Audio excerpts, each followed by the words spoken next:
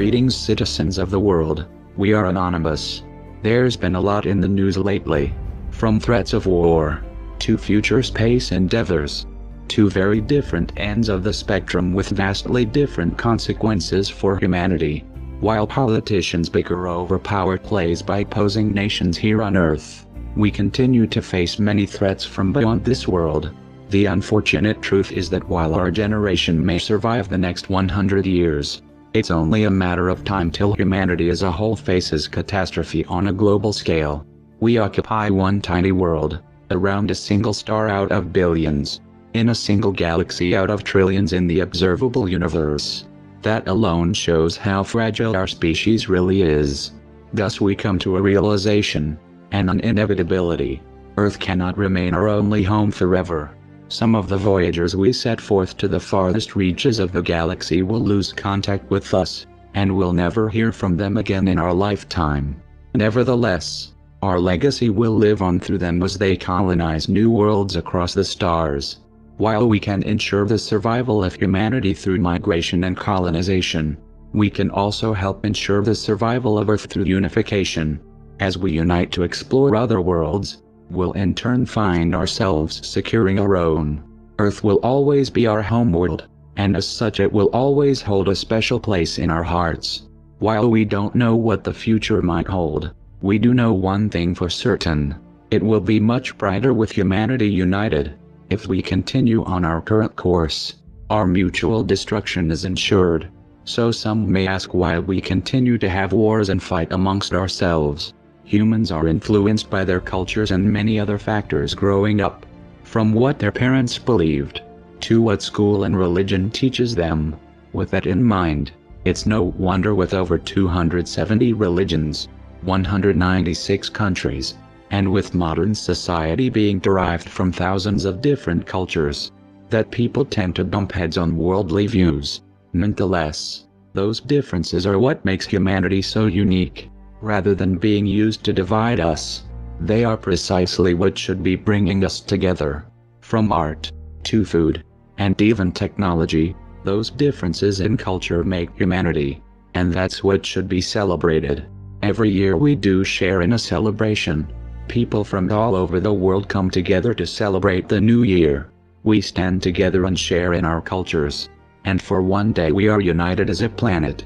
Now we must channel that same energy and use it into coming together again.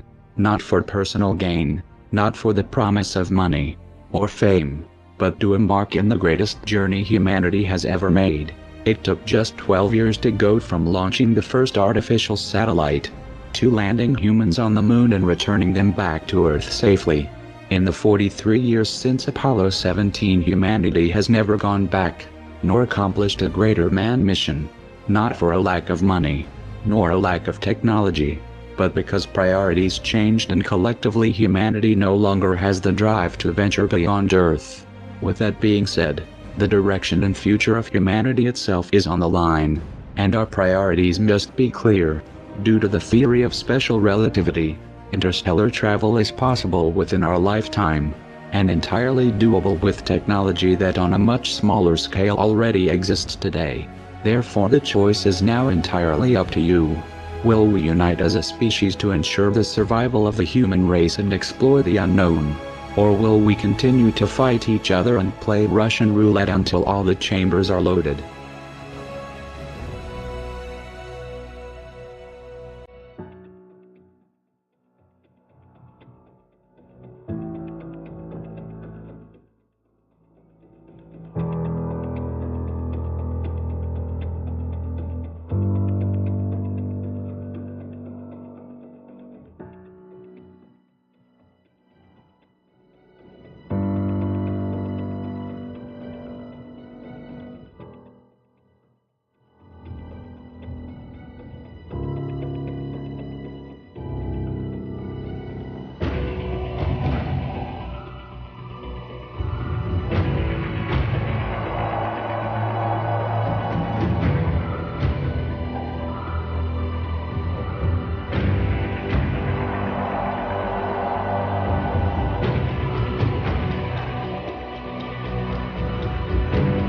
Russia's hacked into a lot of things. China's hacked into a lot of things. Russia even hacked into the Democratic National Committee.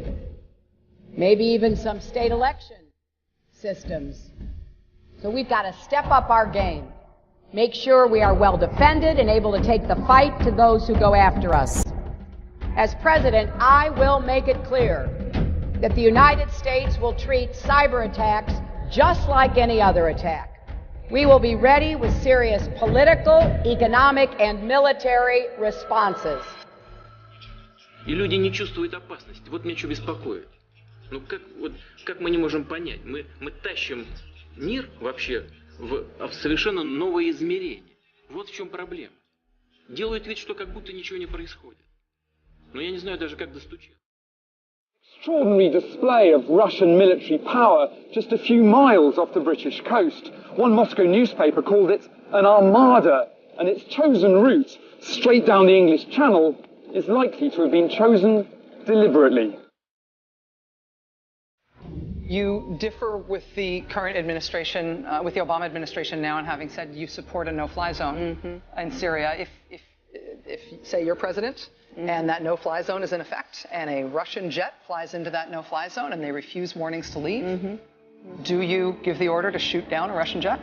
Well, that's a hypothetical that I think there are many steps you have to go through and decisions you have to make before you ever get to that. And the Russians would be certainly warned. There's been military discussions now to, as they say, deconflict airspace. So I think it would be highly unlikely if this were done in the right way. But ultimately, a no-fly zone is an anti-aircraft proposition. It is. You have talked about, and in the last debate and again today, that you would impose a no-fly zone to try to protect the people of Aleppo and to stop the killing there. President Obama has refused to do that because he fears it's going to draw us closer or deeper into the conflict. And General Joseph Dunford, the chairman of the Joint Chiefs of Staff, says, you impose a no-fly zone, chances are you're going to get into a war, his words, with Syria and Russia. I know you keep referring to Barack Obama all night here, but you in Syria talked about a no-fly zone, which the president certainly does not support, nor do I support, because A, it will cost an enormous sums of money. Second of all, it runs the risk of getting us sucked into perpetual warfare in that region. Right now, Senator, for us to control all of the airspace in Syria would require us to go to war against Syria and Russia. That's a pretty fundamental decision that certainly I'm not going to make.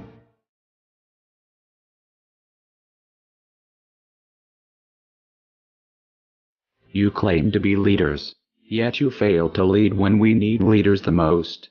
Globally, we are heading in some very dangerous directions. We are on courses that will lead to the senseless deaths of innocent people. Courses that could easily be altered towards peace. Deaths so simply avoided. You claim to be looking out for your citizens, yet you so readily send them off to war. Young men and women are sent to kill each other in the name of their countries. And for what? For vengeance. So you can have a moment of satisfaction before you come to your senses and realize how much you've lost in your bloodlust.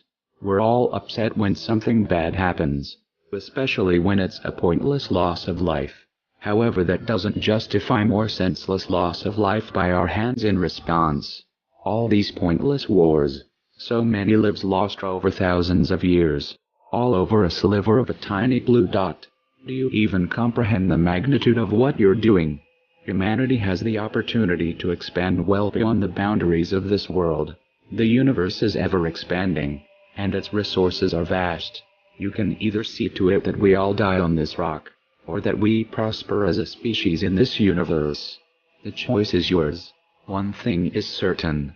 If this pointless fighting doesn't stop, more innocent lives are inevitably going to be lost, and their deaths will be on your hands. You have a choice right now to really prove you're the leaders you claim to be. To put the citizens before your own comforts and desires. To promote the unity of our species rather than the division of our planet. These are your brothers and sisters. Do not condemn them to fight your battles and never forget them.